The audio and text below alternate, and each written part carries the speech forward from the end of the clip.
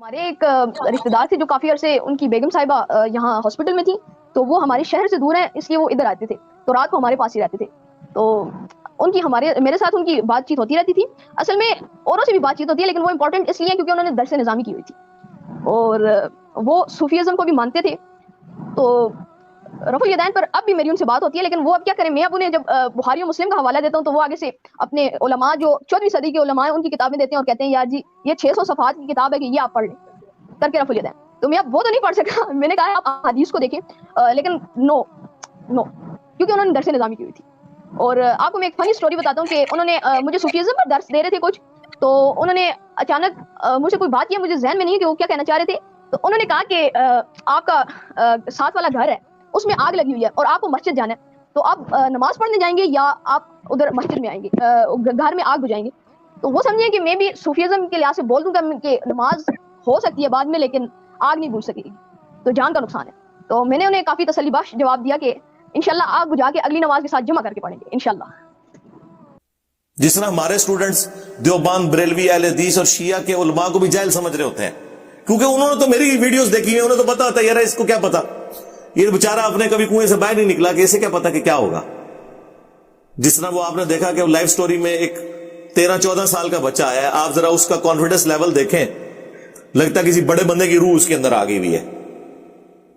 وہ کہتا ہے وہ ایک عالم دین کے ساتھ میرا مناظرہ ہو گیا، چھوٹے سے بچہ، پگڑی اس نے کالی باندھی ہوئی ہے، اور کہتا ہے وہی جو انہوں نے سوال رٹے ہوئے ہیں، اچھا بتاؤ ایک ایکسیڈنٹ ہوا ہوا ہے ایک بندے کا اور وہ تڑپ رہا ہے اور نماز بھی نکل رہی ہے، تو پہلے تم اس بندے کو بچاؤ گے یا نماز پڑھو گے؟ وہ کہتا ہے مجھے اس کا جواب پتا تھا کہ انفی کا جواب دیتے ہیں، لیکن میں نے کہا میں جواب ایسا دوں کہ اس کو ایک بار لگ پتا جائے. تو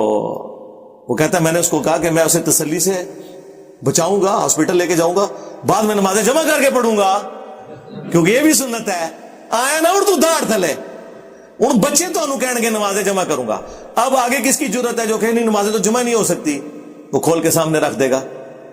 اب یہ بہانہ بھی ختم ہو گیا کہ جی قرآن میں تو اللہ تعالیٰ نے فرمایا کہ نماز مقررہ وقت پہ پڑھنا فرض ہے، تو قرآن میں تو سرکار پھر 3 اوقات ہیں،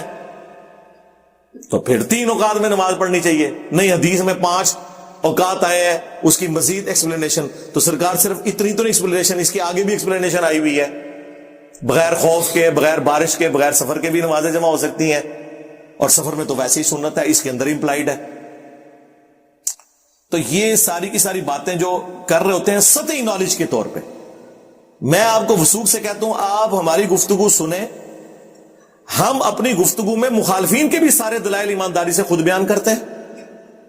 اور پھر یہ بھی بتاتے ہیں کہ انہوں نے ڈنڈی کہاں ماری یا ان کے بڑوں نے کون سی ڈنڈی مار کے ان کے سر کے اوپر ایک ڈنڈا رکھا ہوا ہے جس کی وجہ سے یہ قرآن و سنت نہیں مان رہے. تو آپ کے اندر سے ایک دن پھر آواز نکلے گی کہ مرنے سے پہلے اے مسلمان کر لیں اس پہ غور، کتابوں کا خدا اور ہے، بابوں کا خدا اور. بابے بھی اسی خدا کو مانتے تھے لیکن تعلیمات انہوں نے اپنی دی ہیں، کتابوں والی نہیں دی.